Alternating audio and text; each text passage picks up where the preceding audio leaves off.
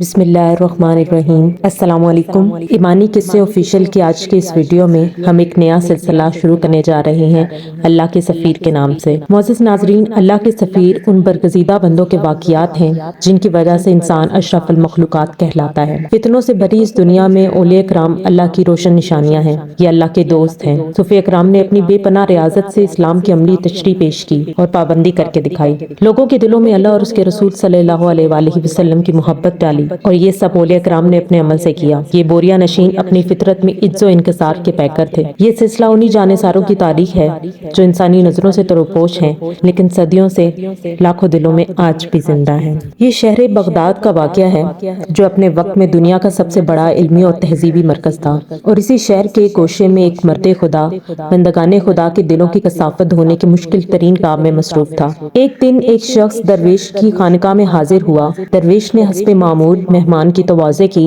اور پھر پوچھا، میرے بھائی تم کہاں سے آ رہے ہو؟ جواب میں اس شخص نے کہا، میں حج بیت اللہ کی سعادت حاصل کر کے آپ کی خدمت میں حاضر ہوا ہوں تاکہ شیخ کی روحانی برکات سے فیض یاب ہو سکوں۔ جو شخص اللہ کی بارگاہ میں حاضر ہو چکا ہو اسے ایک انسان کے پاس آنے کی کیا ضرورت ہے؟ درویش نے اپنی عقیدت مند کو ٹوکتے ہوئے کہا، جو ذات اقدس اپنے ایک ایک بندے کی کفیل ہو اس نے تمہیں بھی محروم نہیں رکھا ہوگا۔ اس شخص نے درویش کی بات سنی مگر اپنی ضد پر قائم رہا۔ شیخ، مجھے آپ کا فیض صحبت درکار ہے، میں بڑی توقعات لے کر آپ کے پاس حاضر ہوا ہوں، برائے خدا آپ مجھے مایوس نہ کیجیے۔ درویش نے کچھ دیر کے لیے خاموشی اختیار کی، پھر اس شخص کو مخاطب کرتے ہوئے کہا، جب سے تم حج کے لیے گھر سے نکلے ہو کیا تم نے گناہوں سے اجتناب کیا ہے؟ اس شخص نے نفی میں جواب دیا۔ درویش نے کہا، اس کا مطلب ہے کہ تم سفر میں نہیں تھے۔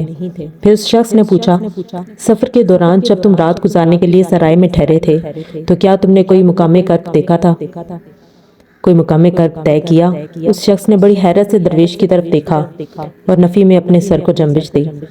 درویش نے پھر تعصب آمیز لہجے میں پوچھا، اس کا مفہوم یہ ہے کہ تم نے منزل با منزل سفر طے نہیں کیا؟ اس کے بعد درویش نے اس شخص سے ایک اور سوال کیا، پھر جب تم نے احرام باندھا تو اپنے سابقہ لباس کے ساتھ ساتھ انسانی کمزوریوں مثلاً خود بینی، بغض، حسد اور حرص و طمع کو بھی اپنے آپ سے دور کیا یا نہیں؟ درویش کے سوالات سن کر اس شخص کی حیرت میں مزید اضافہ ہو گیا۔ میں اپنی ایسی کسی کمزوری پر قابو نہیں پا سکا، اس شخص نے جواب دیا۔ درویش نے کہا، پھر تم نے احرام ہی نہیں باندھا۔ اس کے بعد اس شخص سے پوچھا، جب تم نے عرفات کے میدان میں وقوف کیا تو مراقبہ ذات باری کیا؟ جب اس شخص نے نفی میں جواب دیا تو درویش نے کہا، پھر تو تم نے وقوف ہی نہیں کیا۔ اسی طرح درویش نے اسی شخص سے مسلسل سوالات کیے۔ جب تم مزدلفہ پہنچے تو تمام نفسانی خواہشات سے قطع تعلق کیا؟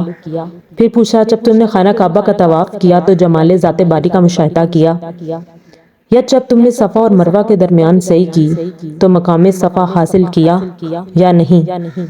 اور پھر جب تم منع میں آئے تو تم نے اپنی نفسانی خواہشات کو قربان کیا؟ پھر جب تم نے رمی جمار کی تو اپنی حیوانی حسرتوں اور آرزوؤں کو بھی دل سے نکال کر دور پھینکا یا نہیں؟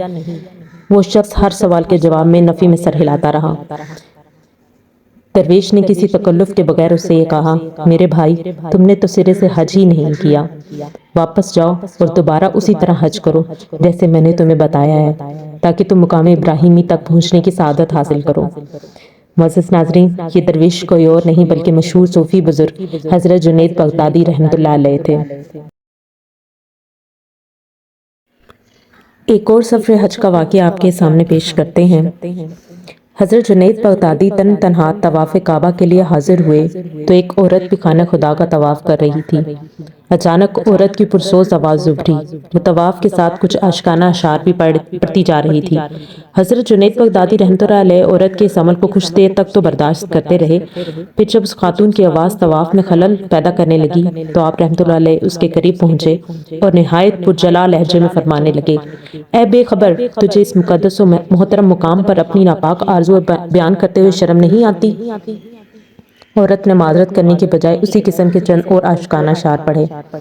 حضرت جنید بغدادی رحمۃ اللہ علیہ مزید کچھ کہنا چاہتے تھے کہ وہ عورت آپ رحمۃ اللہ علیہ سے پوچھنے لگی، میں کیا کر رہی ہوں، اسے چھوڑ دو، تم یہ بتاؤ کہ خدا کا طواف کرتے ہو یا خانہ خدا کا؟ حضرت جنید بغدادی رحمۃ اللہ علیہ نے کسی تامل کے بغیر فرمایا، ہم اہل ایمان خانہ خدا کا طواف کرتے ہیں۔ حضرت جنید بغدادی رحمۃ اللہ علیہ کا جواب سن کر عورت بے قرار ہو گئی اور اس نے آسمان کی طرف دیکھتے ہوئے نہایت پرسوز لہجے میں کہا، سبحان اللہ، تیری مخلوق میں ایسے لوگ بھی ہیں جو پتھر کی طرح بے حس ہیں اور پتھر کے گرد طواف کرتے ہیں، انہیں بتا کہ تیری مرضی کیا ہے اور تو ان سے کیا چاہتا ہے۔ عورت کی زبان سے ادا ہونے والے الفاظ سن کر حضرت جنید بغدادی رحمۃ اللہ علیہ پر وجد کی ایسی کیفیت طاری ہوئی کہ دنیا و مافیہ سے بے خبر ہو گئے، اور پھر جب ہوش آیا تو وہ عورت غائب تھی جس نے آپ رحمۃ اللہ علیہ کو بڑے مؤثر اور منفرد انداز میں توحید پرستی کا سبق دیا تھا۔ معزز ناظرین، ان واقعات سے آپ حضرت جنید بغدادی رحمۃ اللہ علیہ کی عارفانہ شان کا اندازہ لگا سکتے ہیں۔ آج کے لیے بس اتنا ہی۔ اگر آپ کو یہ ویڈیو پسند آئی ہو تو اس چینل کو سبسکرائب کر دیجیے گا۔ اللہ حافظ۔